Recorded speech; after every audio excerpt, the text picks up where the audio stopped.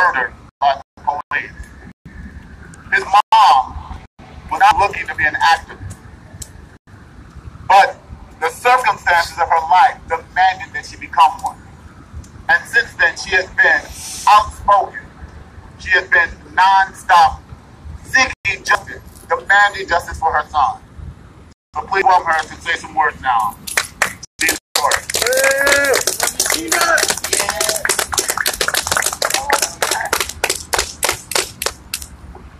First off, I just want to thank everybody for coming out and showing support and love for my son and my family.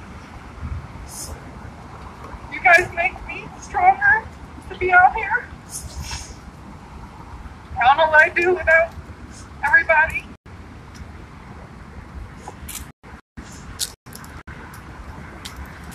So 22 years ago, in life did I think that I would have to, my son would be gone, I didn't get burial because he had to be cremated because of what they did to him. He was so precious. He fought to come into this world. And if I had put my dad down to go out and beg for his life, my son was a bright kid. He was smart. My son was 21 years old. He played Yu-Gi-Oh! He watched YouTube. He watched the History Channel. Things that most 21-year-olds don't do. Everybody smokes weed, so what? My son smoked weed. Big deal. Who doesn't nowadays? But he took care of my father. He took care of my father at 15 years old. No way, man. Be respectful. That's when he moved in with my father. It was 15 years ago when my mother passed away. He missed out being with his family, with his mom and brothers and sisters, living with us. Because he took that stuff to be a grown man and take care of my father to help me out.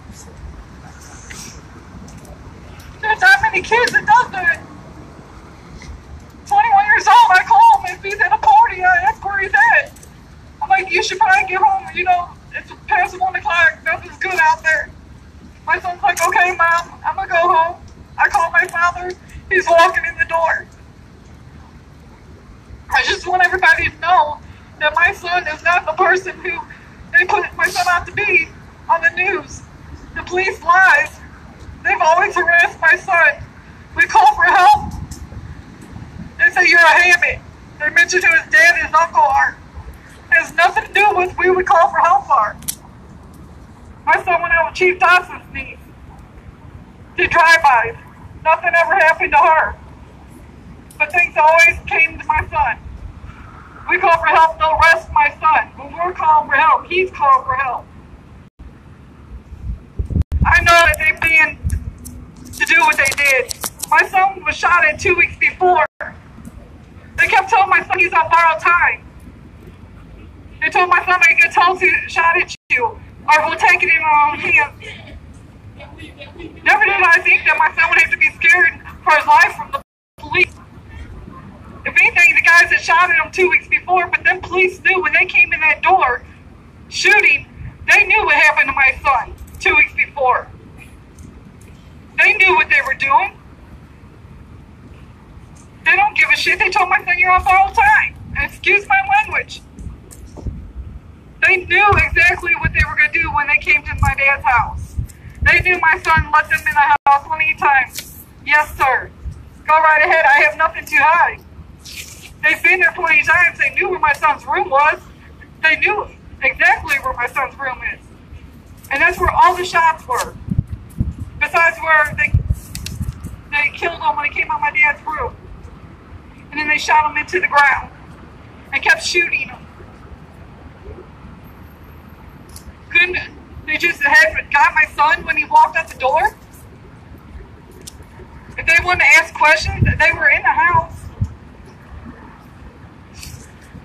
They just keep killing our kids, and I'm not going to go nowhere. I'm sorry. They're going to have to kill me before I go anywhere, because I'm going to be out here fighting for my son's justice. My son's going to be able to be in peace. I mean, it hurts me that he's gone. And God, why all the time? Why'd you take my baby? But at least he's safe up there. Nobody can hurt him anymore. Thank you. Woo!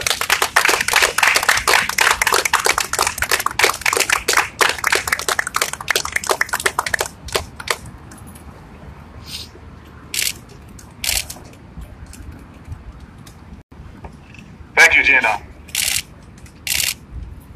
Next, we want to put this in context. In context of a larger problem with gun violence. And so we have a speaker to speak to that. That's State Representative Bruce Springs. Please welcome.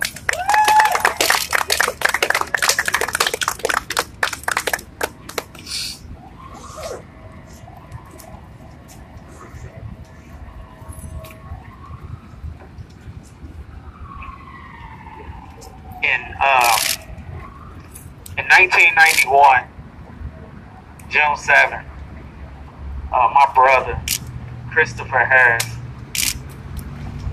he was used as a human shield on Gibson. Two men came out the house arguing.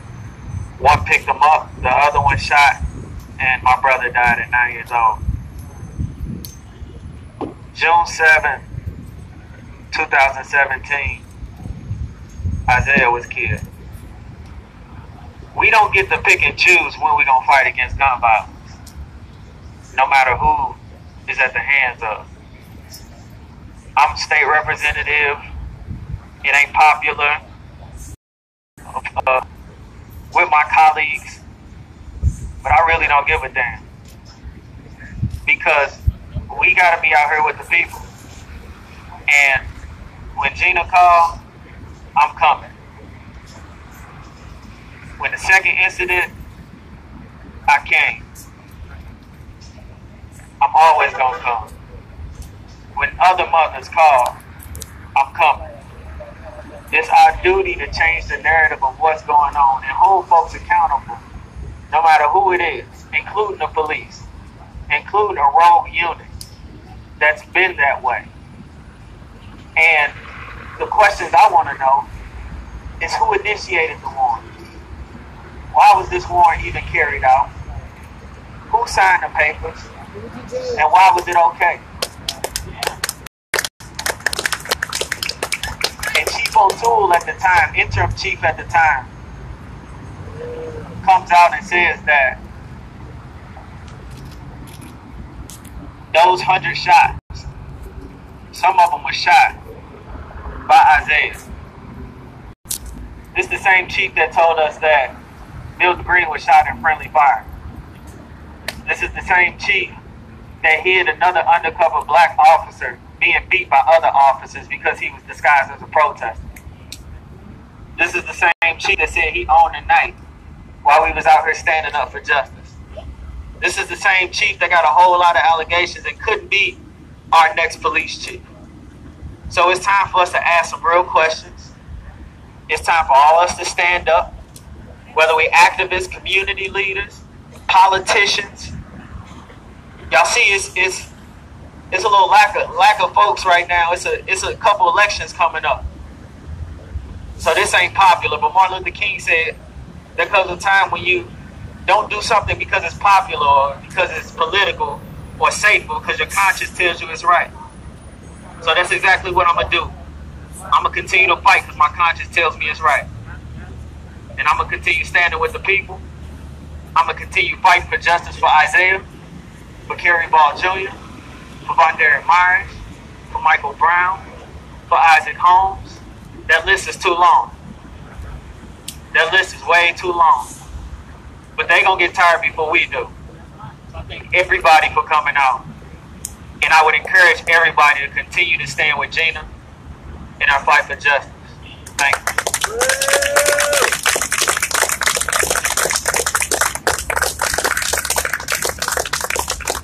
Thank you, Bruce. So we have other people who would like to speak. We want to place this in a context, like I said. This is about Isaiah and justice for Isaiah. This is also bigger than Isaiah.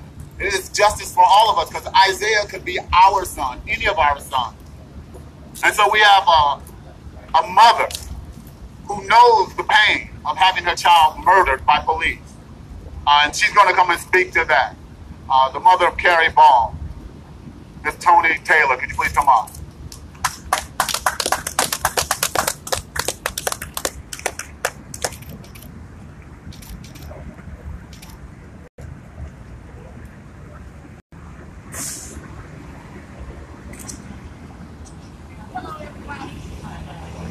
Hello, everyone. I can remember vividly where I was at the day that this happened to Isaiah. I was actually at State Representative Bruce Frank's award ceremony in honor of his brother that was shot and killed. On that day, Bruce was giving out proclamations to everybody that had been doing community work. And we even had police officers that was out there engaging in the community the right way. And I had made a status on Facebook. And I said, and I took a picture of the police officers playing with the children. And I said, finally, I can see some change with the police officers doing real community engagement. But then less than 20 minutes later, I jumped back on Facebook and I see man shot and killed by St. Louis City Police, 120 rounds shot in their house. That made my heart drop. It made me think about what I had just posted on Facebook. So I immediately went and deleted that because that took my faith away again. How can we have a police department that has community engagement training, but it's optional to every officer? Why do we need community engagement training classes? When you sign up to be a police officer, you should already know how to engage in the community. Yeah. No matter if you came from that community or not. You get out there and you work with the people. And not work with them just to see, so to get inside their house to see if they're doing something illegal. To make sure that you are being who you are to the people in the community. You got to start holding your own selves accountable. The police department needs to be held accountable. I would like for the Department of Justice to come in here and do a clean investigation and sweep out all the trash that's in the police department. That is something that I have been fighting for the last 5 years. Ever since I lost my son to police camera. This is not fair to none of our families. It hurts real bad. Reliving this over and over again, seeing another mother crying, seeing another mother have to go through this grief, this cycle, it's not good. It's like a nightmare that we're living in. I read Gina Bill's this morning, and she said, I just want to wake up from this nightmare. Every day, that's what it feels like, a nightmare. Because when we do still get together with our families, it's still a missing spot. Mm-hmm. It's still a hole in our heart. Do the police department care? No, they don't. Now, at the time, Chief Johnson was the chief when this happened to my son. He did do everything he could to try to help my family. But as y'all see, they also did everything they could to get him out of there. Yeah. So we, the people, have to stick together and stand up for what's right and what's going on in our community. And we can do this. We can empower Missouri together if we decide to. Or we just take that first foot forward. And thank y'all. I love you, Gina.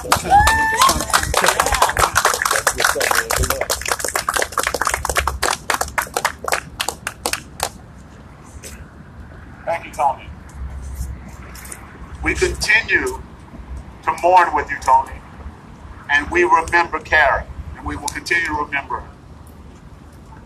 Next, we have Susie Chasnoff, who is going to speak about what are some next steps that we can take.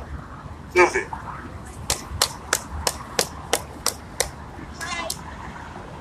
Hi. Thank you all for coming out.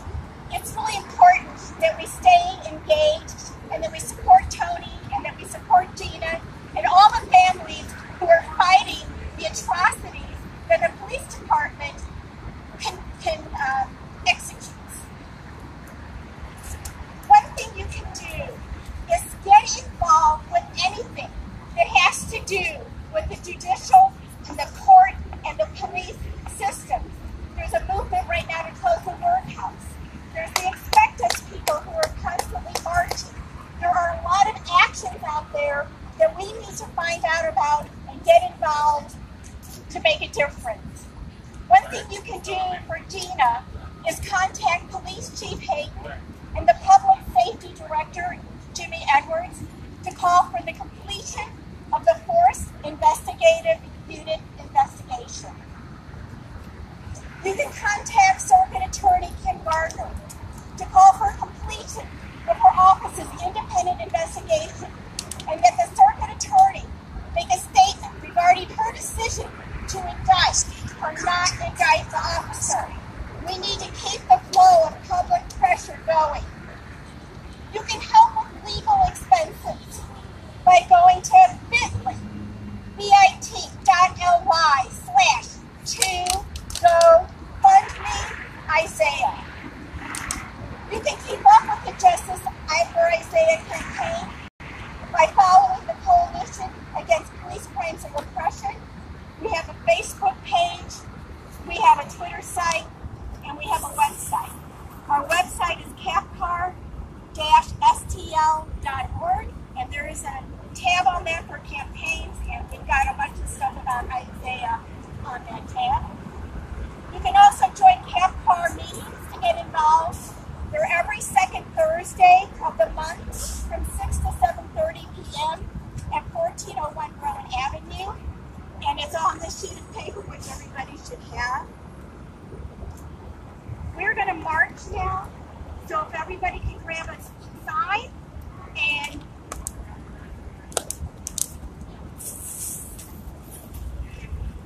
I've been asked to read.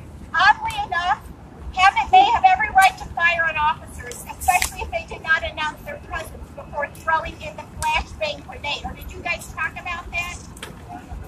All right. So the family has been harassed since the original murder of Isaiah. The police came to her home, to Gina's home, to arrest 3 people who don't even live there. They threw a flashbang grenade into the home, into the bedroom where the children were sleeping, searing the mattress.